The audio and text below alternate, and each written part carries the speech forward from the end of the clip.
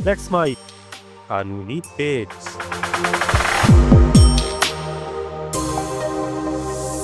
Let's माई कानूनी page पर मैं अब्दुल हनीफ और आज मैं आपके लिए लेकर आया हूं सुप्रीम कोर्ट के 5 नए ताज़ा तरीन फैसले जो आपके कानूनी समझ को बढ़ाने वाले हैं। तो आइए शुरू करते हैं। सुप्रीम कोर्ट ने वर्चुअल ट्रायल में एक महत्वपूर्ण प्रोसीजरल कमी को दूर करने के लिए बाइंडिंग डायरेक्शन जारी किए हैं। जस्टिस विक्रमनाथ और जस्टिस संदीप मेहता की बेंच ने राजकुमार उर्फ Bhima versus state of NCT Delhi के मामले पर सुनवाई करते हुए 17 नवंबर को आदेश दिया कि सभी कार्रवाइयों में जहां किसी विटनेस को वीडियो कॉन्फ्रेंसिंग के जरिए एग्जामिन किया जाता है, वहां ट्रायल कोर्ट को गवाह को उसके प्रायर स्टेटमेंट को इलेक्ट्रॉनिक रूप से भेजने की सुविधा प्रदान करनी चाहिए। इसका मतलब हुआ कि अगर किसी गवाह के बयान वीडियो कॉन्फ्रेंसिंग के जरिए दर्ज किए जा रहे हैं तो ट्रायल कोर्ट गवाह की ओर से पहले दिए गए बयान इलेक्ट्रॉनिक माध्यम से उसे उपलब्ध करवाएगा। देश की सबसे बड़ी अदालत ने कहा कि यह तरीका उस प्रक्रियात्मक अनियमितता को दूर करता है जिसके कारण डिफेंस को नुकसान होता था, जहां डिफेंस अक्सर गवाह से प्रभावी ढंग से जिरह करने में असमर्थ रहता था क्योंकि गवाह की ओर से पहले दिए गए असंगत बयान दस्तावेज वर्चुअल सेटिंग में फिजिकल रूप से प्रेजेंट नहीं किए जा सकते थे।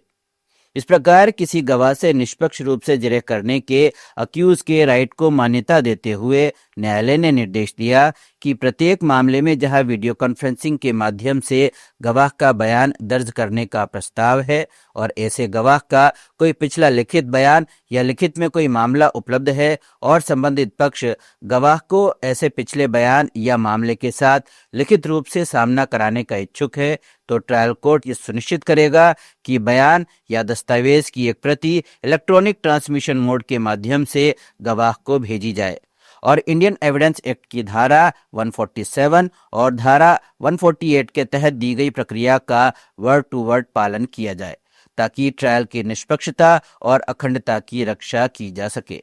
सुप्रीम कोर्ट ने एक अन्य मामले में कहा है कि यदि कुछ अपराधों को समझौते के आधार पर रद्द कर दिया जाता है तो उसी लेन देन पर अन्य अपराधों के लिए एफआईआर कायम नहीं रखी जा सकती।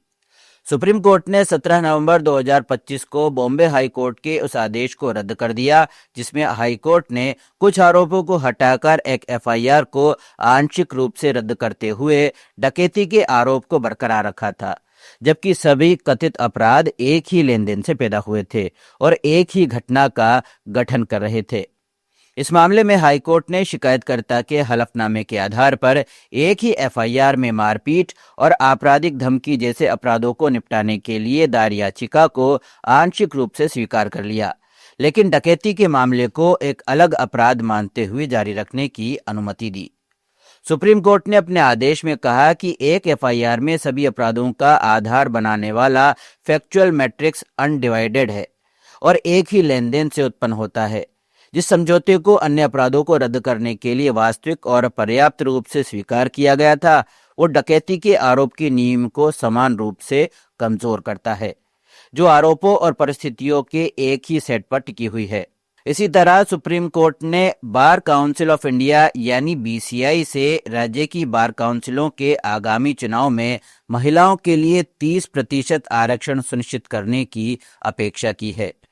भारत के चीफ जस्टिस सूर्यकांत और जस्टिस जय माल्या बागची की बेंच ने कहा कि बीसीआई को अपने नियमों की व्याख्या इस तरह से करनी चाहिए जिससे राज्य की बार काउंसिलों में महिलाओं के लिए कम से कम 30% रिप्रेजेंटेशन कन्फर्म हो सके और यह प्रतिनिधित्व पदाधिकारियों के पदों तक हो। अदालत योग माया एमजी और शहला चौधरी की ओर से दायर याचिकाओं पर सुनवाई कर रही थी जिसमें भारत भर की सभी राज्य बार काउंसिलों में महिलाओं के लिए 1/3 सीटें आरक्षित करने की मांग की गई है और जिसमें रोटेशन के आधार पर कम से कम एक पदाधिकारी का पद भी शामिल करने की मांग की गई है।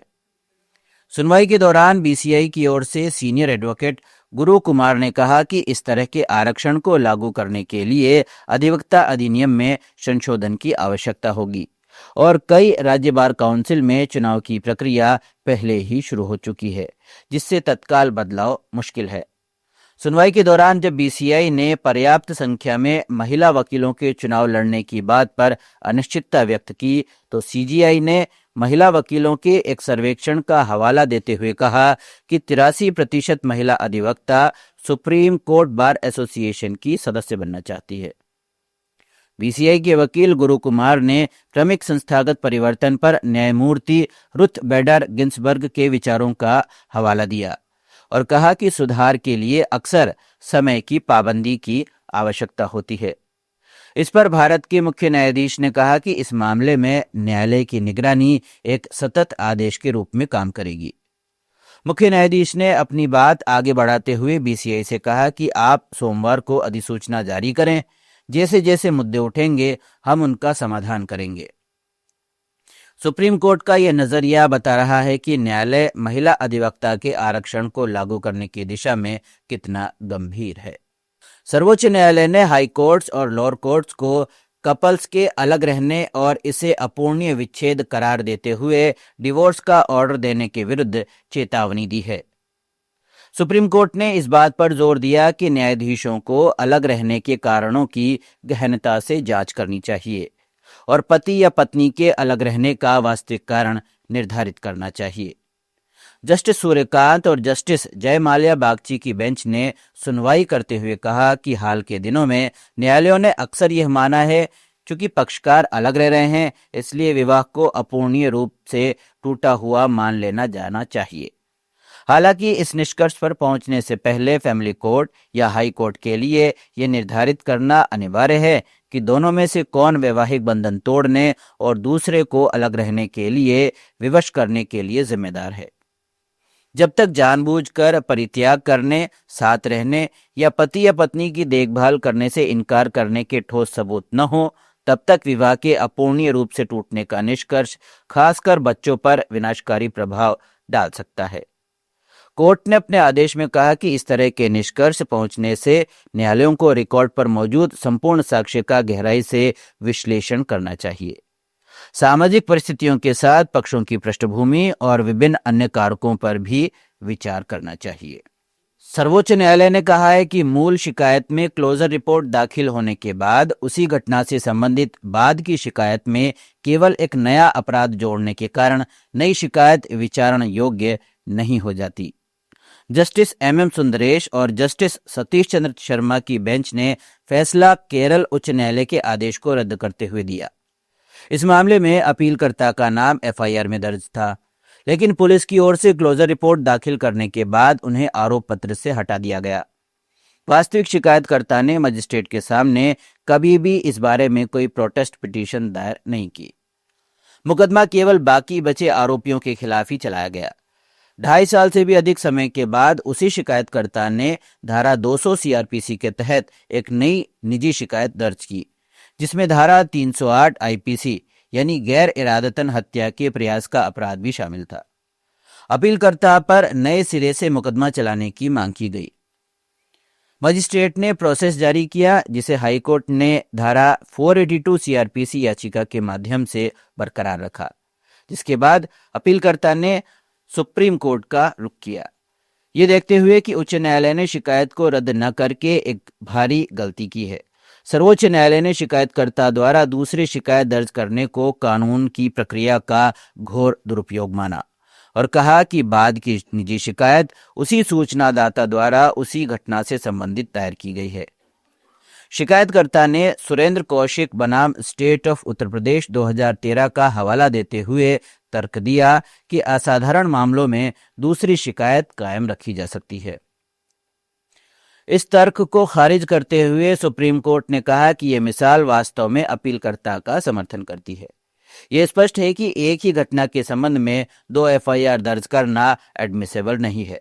सुप्रीम कोर्ट ने कहा कि सुरेंद्र कौशिक के मामले में एक अपवाद बनाया गया था, जिसके तहत एक से ज्यादा एफआईआर दर्ज करने की अनुमति दी गई थी, बशर्ते कि बाद की शिकायत या एफआईआर में लगाए गए आरोप एक ही घटना का एक अलग संस्करण प्रस्तुत करते हों।